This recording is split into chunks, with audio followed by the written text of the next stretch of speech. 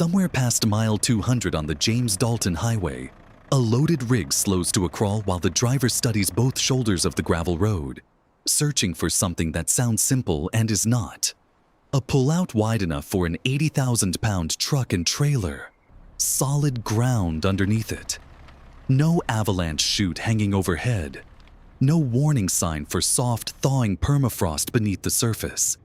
He has been on duty for 11 hours. There are still roughly 200 miles left before Deadhorse.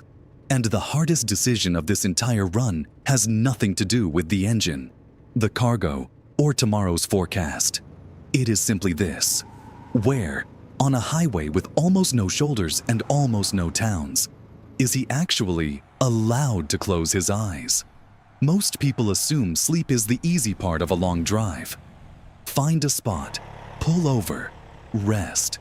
On nearly every highway in North America, that assumption holds true. On the Dalton Highway, it does not, and the reason has nothing to do with comfort. It has to do with geography. The Dalton Highway runs 414 miles from the Elliott Highway, north of Fairbanks, to the edge of the Arctic Ocean at Deadhorse. It was built in 1974 to support construction of the Trans-Alaska Pipeline, and the construction crews finished nearly 400 miles of road in just 5 months. For years, it was closed to the public entirely, a private industrial corridor known simply as the Hall Road. It did not fully open to ordinary travelers until 1994.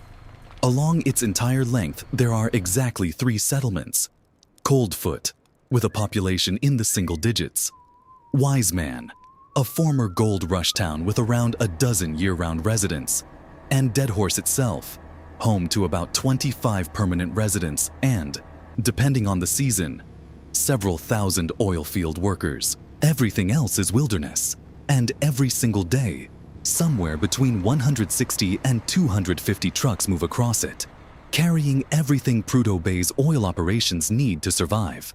Most people picture a truck stop every 100 miles or so. Here, there is one critical service point at the Yukon River, near mile 56, and then nothing resembling civilization again until Coldfoot, nearly 120 miles later.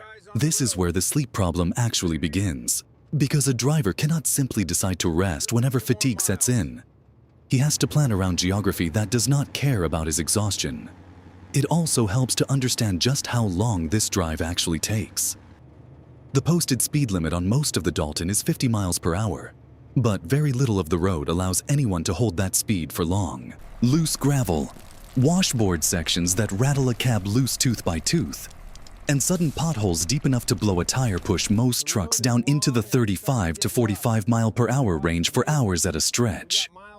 A run that looks, on paper, like a single workday, quickly becomes a 2-night journey once the math of the road itself is factored in. That alone explains why this profession cannot treat sleep as something that happens only at the very end of a trip. It has to happen somewhere in the middle of nowhere, by necessity, more than once. Consider the first major checkpoint, the E.L. Patton Yukon River Bridge, a half-mile wooden-decked span finished in the winter of 1974, one of only 4 bridges in existence that allow a vehicle to cross the Yukon River anywhere in Alaska. This is the last reliable place to fuel up and, often, the last place with any kind of cell signal for hours. Drivers who misjudge their timing here do not get a second chance at connectivity. Beyond this bridge, for long stretches, there is no coverage at all. According to the Bureau of Land Management, which manages much of the land along the corridor, only 2 carriers offer any service whatsoever, and only in scattered pockets. This single fact reshapes how an entire profession plans its rest. A breakdown, a medical issue, or simply a missed check-in during sleep can go unnoticed for hours unless a driver has prepared for it. This is where a piece of hidden trucking technology becomes essential. Companies that run this corridor regularly, like Carlisle Transportation and Alaska West Express, equip their trucks with satellite-linked tracking devices that allow a driver to reach dispatch even when there is no cell signal whatsoever. Combined with old-fashioned CB radio, still the primary way drivers warn each other about ice, wildlife, or a truck parked just around a blind curve, This is the communication backbone that makes sleeping alone, in the dark, in the middle of nowhere, survivable. Keep moving north, and the terrain itself starts dictating the sleep schedule. Around mile 98 sits Finger Mountain, then the Arctic Circle wayside near mile 115, then Gobbler's Knob around mile 132. These are scenic pullouts built with tourists in mind, narrow gravel turnouts with outhouses and interpretive signs, never engineered with a 65-foot tractor trailer in mind. A driver pulling in to rest has to think about something a passenger car never will. Can this truck and trailer combination get back onto the highway without jackknifing on loose gravel? And is there enough sightline in both directions for other trucks to see him in time? Truckers have given their own names to features of this road that no map will show you. Oil Spill Hill, Beaver Slide, the Roller Coaster, a sharp bend so notorious it is simply called Oh Shit Corner. Every one of these names exists because a driver, at some point, learned the hard way what that stretch of road could do, and the next generation of drivers inherited the warning along with the nickname. Then, there is the matter of light itself. Near the Arctic Circle, the sun simply does not set around the summer solstice, and it does not rise around the winter solstice. For a body that runs on circadian rhythm, this is disorienting in a way that few people outside the Arctic ever experience. A driver trying to sleep at 2 in the afternoon under a sky exactly as bright as it was at 2 in the morning needs more than willpower. Blackout curtains, fitted tightly around the sleeper berth, become as essential to an Arctic run as a spare tire. Skip them, and the body simply refuses to register that it is time to rest, no matter how many hours have passed since the last shift began. Roughly halfway up the highway sits Coldfoot, the spot most drivers use as a planning hinge point rather than a destination.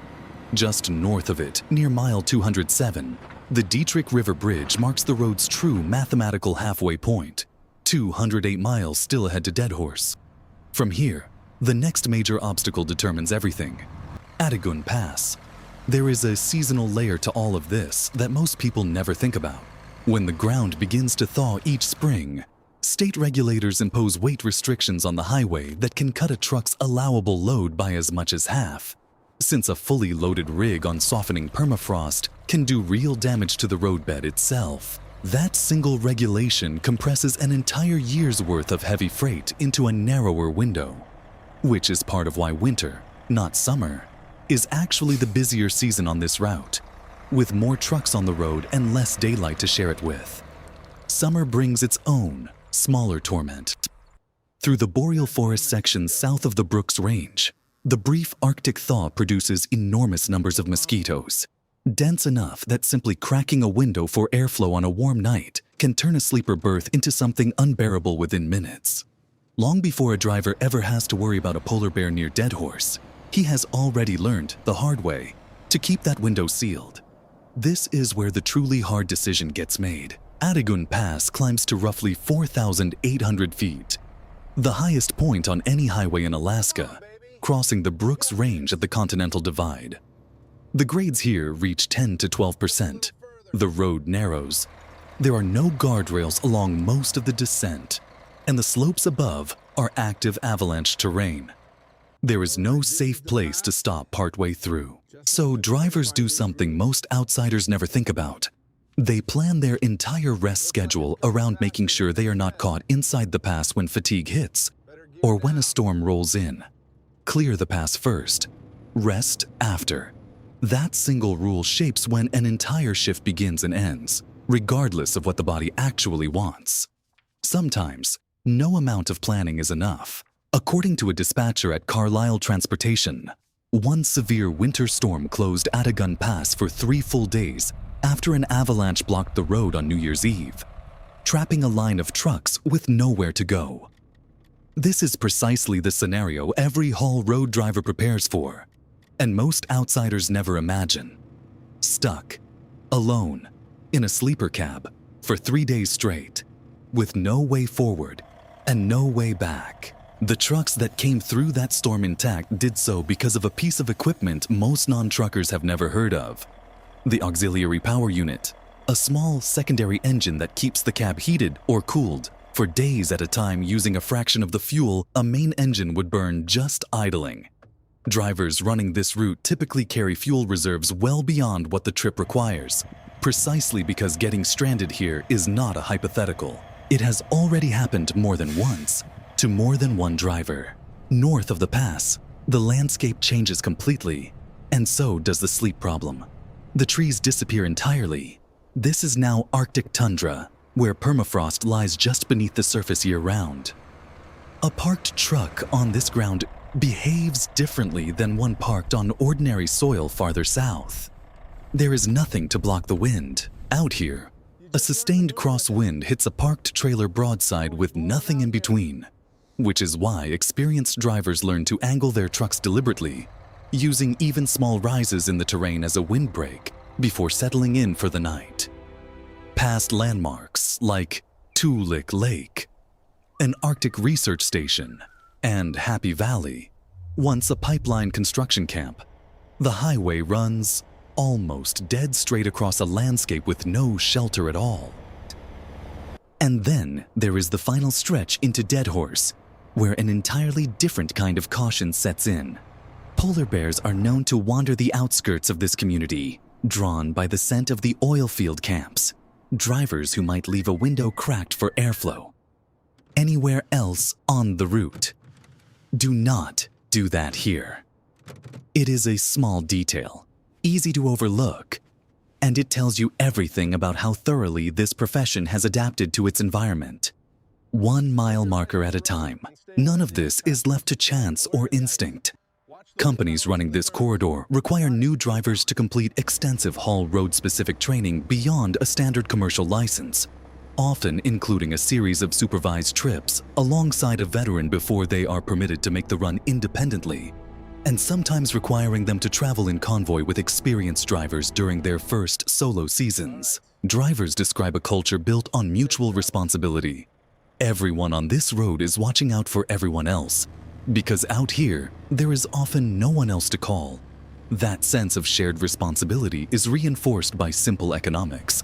Because there is limited demand for freight heading south out of Prudhoe Bay, many trucks return nearly empty, running what the industry calls empty miles, hauling weight north and air south.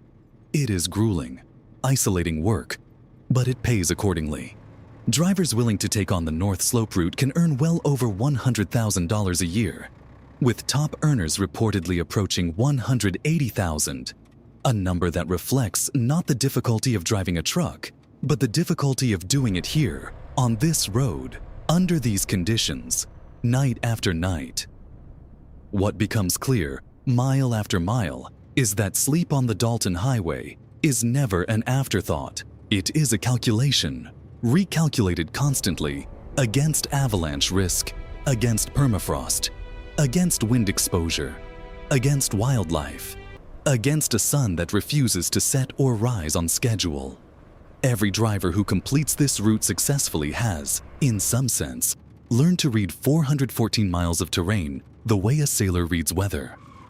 Not as background scenery, but as the single factor that decides whether tonight's rest is even possible. The next time a fully loaded rig rolls past you on an ordinary highway, it is worth remembering that somewhere farther north, drivers are solving a version of that same problem under conditions most of us will never have to imagine.